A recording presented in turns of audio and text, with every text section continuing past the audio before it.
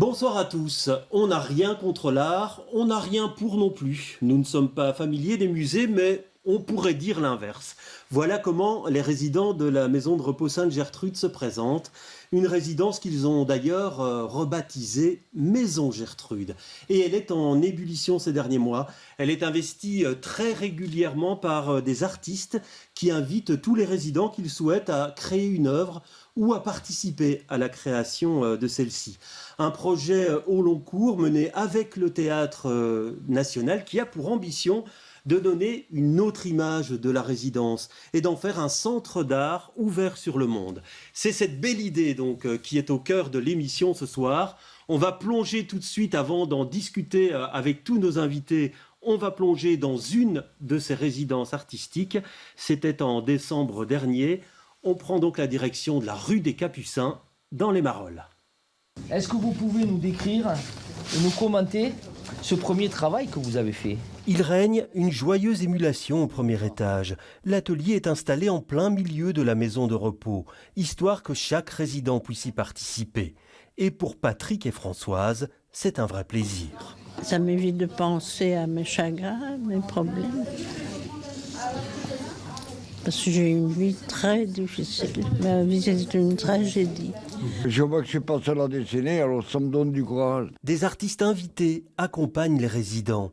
Une semaine de création imaginée par Mohamed El Khatib, un artiste associé au Théâtre national. Il a déjà monté un projet de ce type en France. L'idée, c'est de faire des maisons de repos, des lieux de vie désirables, où il y a une vie culturelle, où il y a du plaisir, du bien-être, et donc de ne pas les voir simplement comme un angle mort, comme un lieu de fin de vie, un mouroir austère, mais plutôt comme un lieu où il y a encore des possibles et où la création participe de la beauté de ces lieux. Denis s'est joint lui aussi à cette découverte de l'art plastique et il le constate. Cela permet de rapprocher les résidents. Mais ça change bien, le contact justement entre résidents, je crois. Il y a des gens qui ne se parlent pas si long, on se croise dans l'ascenseur. Je vois parfois même au repas les gens qui se mangent à la même table, mais qui ne communiquent pas. Tandis que là, on voit qu'il y a plus de communication. Cet atelier n'est que le premier d'une longue série. Les artistes vont se succéder dans la résidence qui a l'ambition de créer une collection d'art avec un objectif précis. C'est de permettre au grand public de venir visiter nos lieux et la collection d'art, et d'aussi peut-être se permettre de se laisser séduire par un lieu qui aujourd'hui a encore trop souvent mauvaise presse. Voilà, donc on était en décembre et puis le projet continue évidemment. Bonsoir Denis Leysseil, vous êtes résident vous à la résidence Sainte-Gertrude. Alors on vous voyait très enthousiaste au mois de décembre et aujourd'hui Denis? Toujours aussi enthousiaste, je parle à titre personnel. Je ne sais pas si c'est représentatif parce que bon... chaque personne... Qu'est-ce qui vous plaît dans ce projet? Là, vous me disiez que ça donne une autre dynamique dans la maison de repos. Je crois que l'explication est très simple, en fait. La plupart des gens qui sont là viennent de chez eux. Et je crois que la plupart vivaient déjà dans un isolement privé. En rentrant dans la maison de repos, on croit que, voilà, du jour au lendemain, il y a des tas de gens, etc., et que tout va aller mieux socialement, etc. Mais il y a des gens encore qui s'enferment dans leur chambre, parfois pendant des semaines et des mois. Et là, je parle personnellement, ça m'est arrivé aussi. Je fais une parenthèse en disant que je crois que pour la plupart des gens, ce n'est pas un choix. C'est souvent une nécessité de la vie, des événements, la maladie, l'isolement, la vieillesse, enfin. Donc ce n'est pas vraiment... on ne va pas en vacances, quoi. Mais d'ailleurs, Mohamed El Khatib parle de mouroir. Oui. Sandrine Moquet, quand vous entendez ça, est-ce que c'est l'image que vous qui vivez dans la maison de repos, puisque vous en êtes la directrice, est-ce que c'est cette image-là que vous avez, vous devez tout le temps combattre contre cette image? Alors moi, ce n'est pas du tout l'image que j'ai de la maison et des habitants et des travailleurs, vraiment pas. Mais je pense que c'est une image que le grand public, que les personnes qui n'ont pas eu l'habitude d'entrer dans une maison de repos ont. Tant qu'on n'est pas confronté effectivement à un public qui vit en maison de repos, on s'imagine beaucoup de choses. Et comme le disait Mohamed, on s'imagine, voilà, on parle de fin de vie, de mouroir. C'est comme si la vie s'arrêtait quand on entrait en maison de repos. Or, moi, je trouve que c'est tout le contraire. La vie continue. Et même il y a encore beaucoup de possibles, comme le dit Mohamed, qui sont réellement possibles et envisageables. Mais c'est vrai qu'il y a beaucoup d'isolement, comme vous le dites, Denis. Oui. Quand je me promène dans le quartier, des gens que je connais d'avant, parce que je suis originaire du quartier, donc ça c'est une histoire personnelle, mais qui disent t'habites où maintenant? Je dis je suis à Sainte-Gertrude. Ah, tu es dans le mouroir.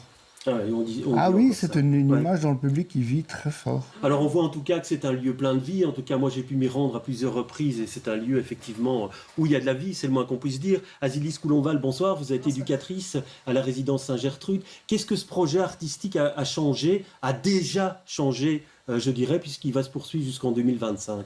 Alors qu'est-ce qu'il a changé? Je pense qu'il a perturbé certains résidents dans le sens positif. Donc moi j'avoue qu'au début je me disais tiens, comment est-ce qu'ils vont réagir? Est-ce qu'ils vont être bousculés et s'enfuir? On ne sait jamais.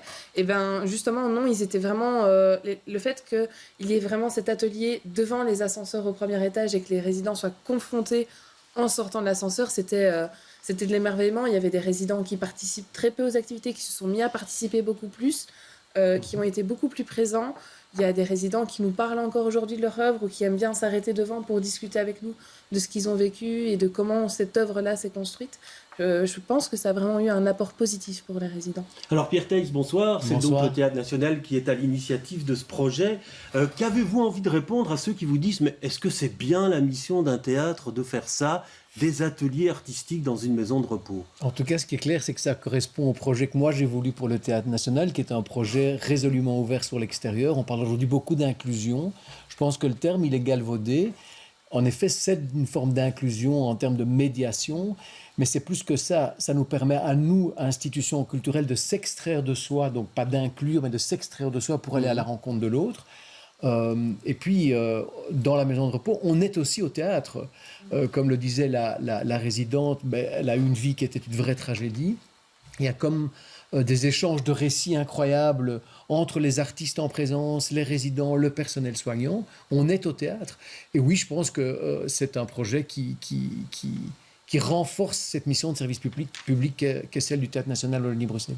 Anne-Marc, bonsoir. Vous êtes scénographe et donc c'est vous qui coordonnez ces résidences artistiques dans la maison de repos.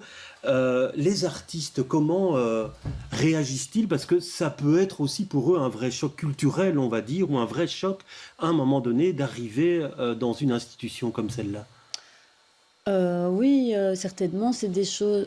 en tout cas, ce n'est pas... je pense que c'est un endroit de la société qui concentre tout ce qui est difficile à regarder. Donc on doit trouver ensemble, c'est la mort, la maladie, la vieillesse, la précarité, parce que le home a la particularité d'être un home précarisé aussi. Donc on n'est pas encore dans les homes classiques.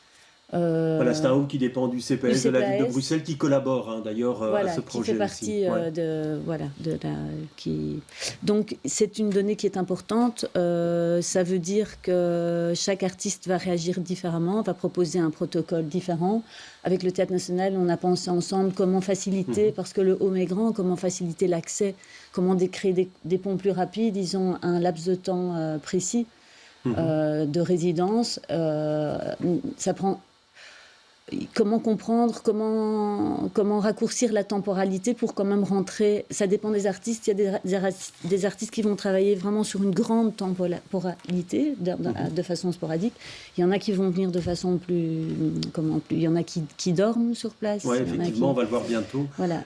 Je voudrais juste vous faire une petite citation, je vais vous la lire parce qu'elle est très émouvante. C'est une citation qui a été faite par les résidents, j'imagine.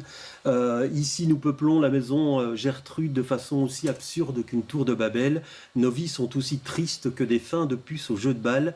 Mais parfois, la poésie surgit là où on ne l'attend pas. On est heureux que vous soyez là. Nous vous attendions. Il y avait vraiment une attente, Sandrine? Alors, je ne sais pas s'il y avait une attente. En tout cas, ça a permis de rencontrer, de se faire rencontrer des histoires, des vécus, des émotions.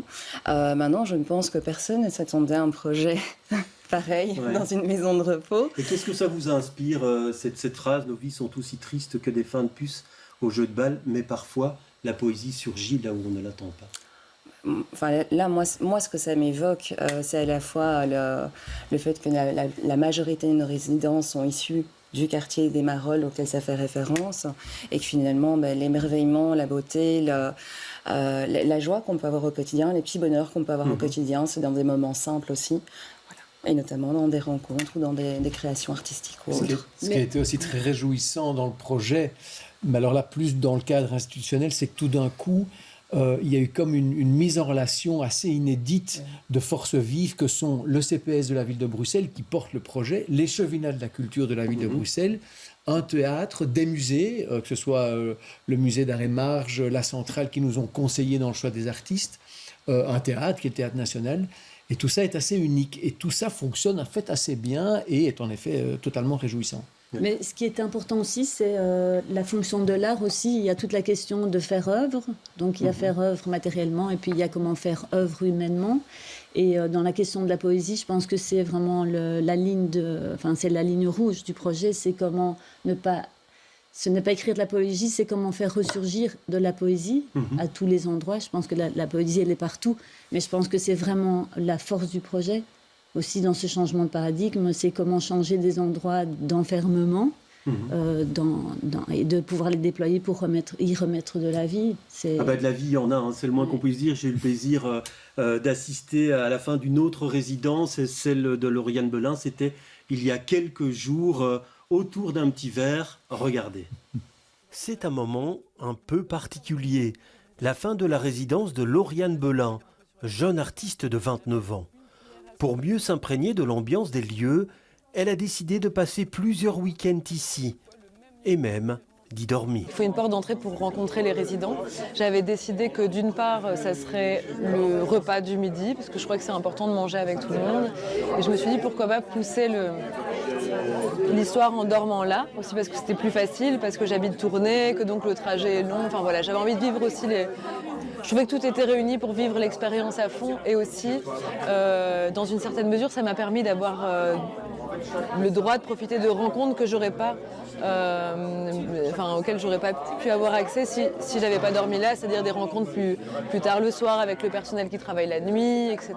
Et de belles rencontres, il y en a eu, celle de Marc notamment. T'entends très bien.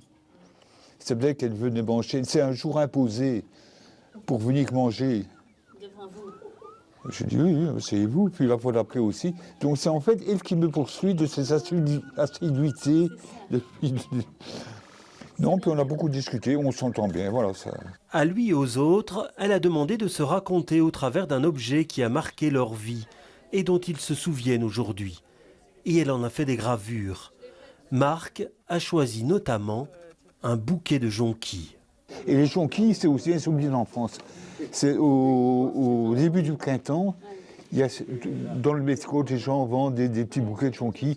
Et ça aussi, moi, dès que j'en voyais, je ramenais un pour ma maman.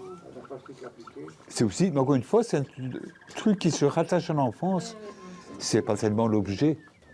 Tous ceux qui le souhaitaient étaient invités à participer, même le personnel de la maison de repos.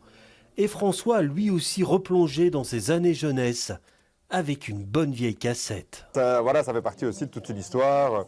Et puis là, elle a mis aussi, en fait, vu que je suis parti sur l'histoire de ma première voiture, des vélos, que je fais beaucoup de vélos, elle a mis les roues ici, c'est des roues de vélo, tracteurs. Et là, moi, j'ai fait aussi ma première gravure. Ce matin. Oui, j'ai fait un vélo. Voilà. L'ensemble des œuvres rejoindra la collection du futur centre d'art. Lauriane va maintenant partir vers d'autres cieux, mais elle n'est pas prête d'oublier cette expérience. Il y a des choses qui n'ont pas encore extrêmement décanté. À la fois, je me sentais comme chez moi, et dans une certaine mesure, il y a des réflexions que les résidents portent sur la vie, sur le monde, qui ne sont pas encore les miennes, parce qu'en fait, je ne suis pas au même stade d'avancement. Et quelque part, parfois tous ces échanges sur des incertitudes, des doutes sur la finitude aussi, ça peut devenir, ça a pu devenir relativement intense pour moi parce que ça pose plein de questions dans la tête, mais c'est une expérience assez riche et je suis contente de l'avoir faite en tout cas.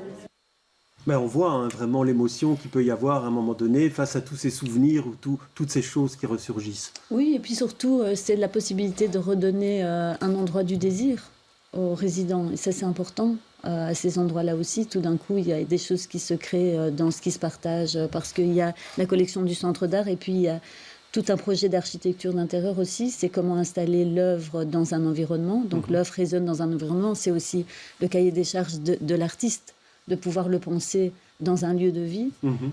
Et ce lieu de vie, il est pensé pour pouvoir être fait avec les résidents aussi. Ouais. Donc par exemple, Lauriane, l'installation de Lauriane, on est en train d'installer avec certains résidents qui œuvrent, qui tapissent, qui peignent. Oui. Alors on voit participation libre, pas d'obligation évidemment, Sandrine, et on voit qu'il y a des stratégies qui sont mises en place pour faire en sorte que tout le monde y vienne peut-être à un moment ou un autre.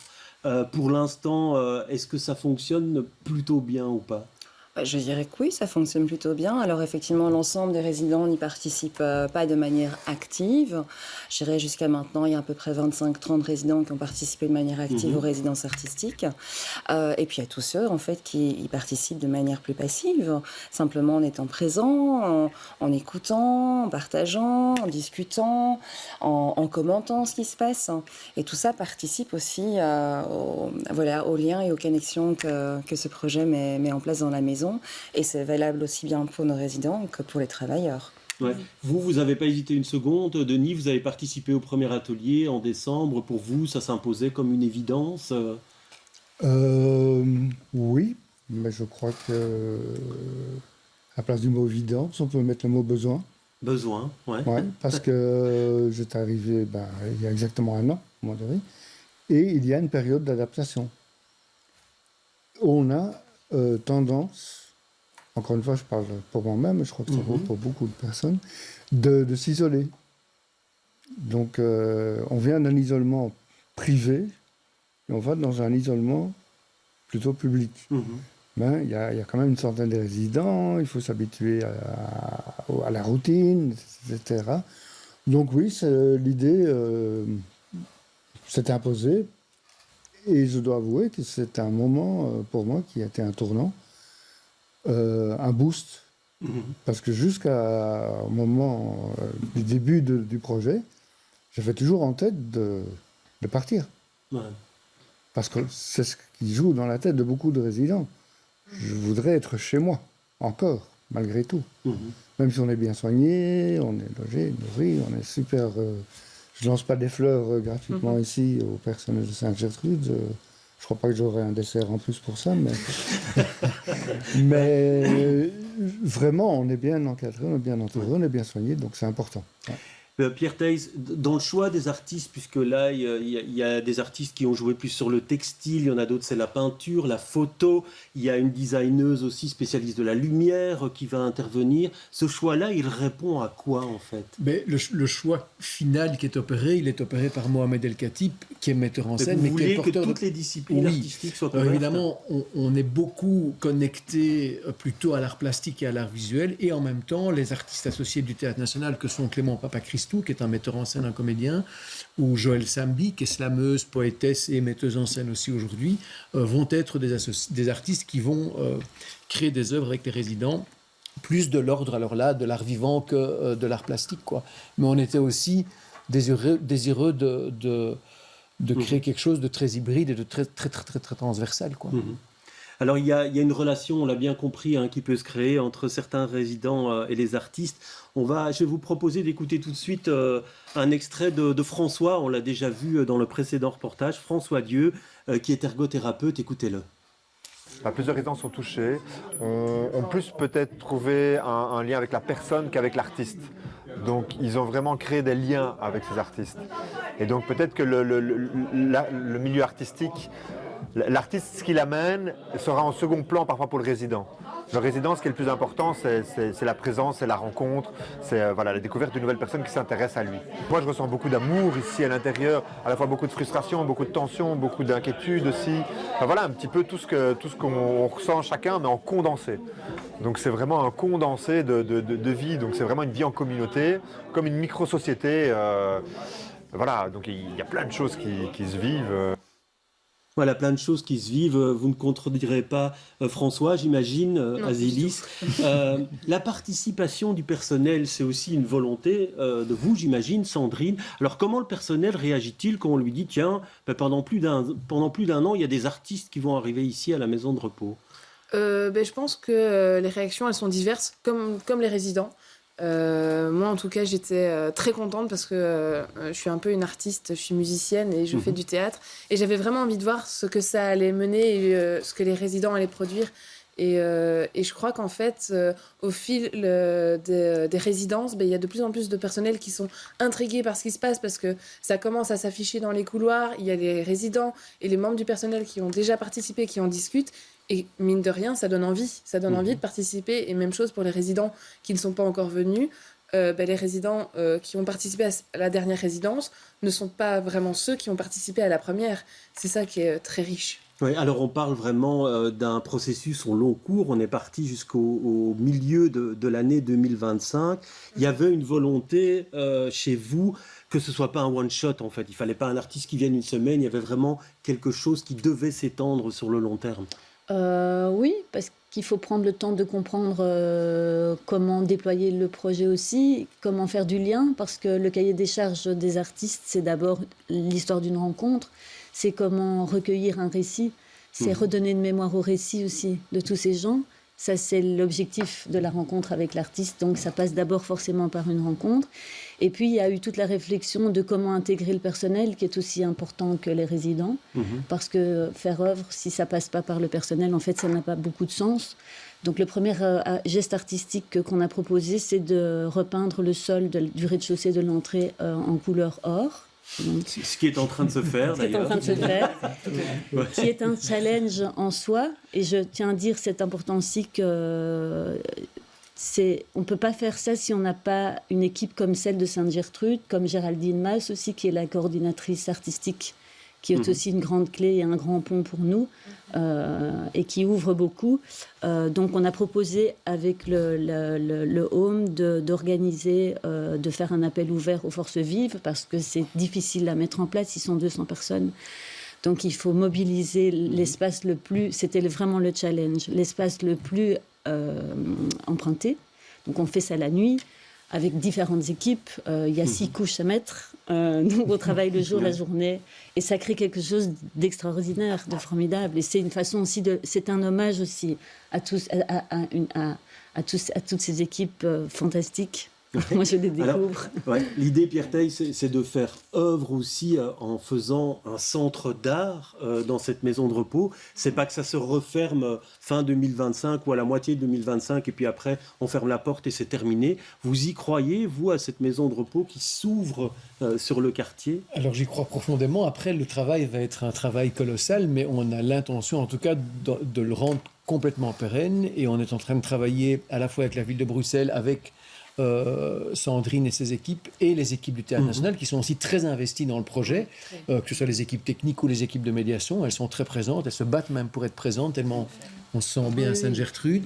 C'est comment faire en sorte que ça s'ouvre au public, qu'il y ait des visites organisées dans des contraintes qui sont des contraintes d'horaire qui ne vont pas être évidentes, mais on va trouver une solution et on en fera un vrai centre d'art pour le mois de juin 2025. Ouais, et ça, vous pensez que ça va fonctionner, Sandrine parce que c'est le prochain défi, effectivement, c'est réussir toutes ces résidences, mais après, c'est que le public vienne dans ce centre d'art avec des œuvres qui soient disséminées un peu partout et pas isolées dans un petit local à nouveau au fond d'un couloir, quoi. Oui, non, effectivement, l'objectif, c'est de pouvoir en même temps entrer dans la maison et de faire vraiment, de visiter la maison au travers de la collection qui sera créée et qu'elle puisse être renouvelée aussi. Moi, j'y crois, parce que tout est possible. On a démarré le projet en partant sur des choses qui étaient un peu abstraite et finalement on a quelque chose de très concret, du vivant, du relationnel qui se met en place. Donc oui, j'y crois. Après, à voir comment est-ce que ça va se décliner dans le futur, avec quel partenaire pour la suite. Mais en tout cas, voilà, moi je crois que l'émission est presque terminée, mais on va juste donner un premier rendez-vous. C'est le 20 avril, c'est ça, j'ai bien noté? Exactement. Ouais. Le 20 avril à la résidence Sainte-Gertrude. Entre 14h et 17h. Rue des Capucins, au numéro 23, 1000 Bruxelles, juste à côté de la place du Jeu de Bail. Et donc c'est une première découverte des œuvres. Tout à fait, avec des visites guidées. Ouais, ok, très bien. C'est vous qui allez faire la visite, J'en fais Azélie? Les visites seront coordonnées par les équipes de médiation du Théâtre National et par les équipes de la résidence. Ok, donc on note bien. Donc c'est le 20 avril entre 14 et 17h à la rue des Capucins, résidence Sainte-Gertrude, c'est dans les Marolles. Vous trouvez vraiment facilement parce que c'est près de la place du Jeu de Bail. Merci en tout cas d'être venu nous parler de ce beau projet qu'on continuera à suivre donc sur les antennes de BX1. Merci à tous. Merci. Voilà, c'est la fin d'Autrement. Très bonne soirée à tous. À bientôt.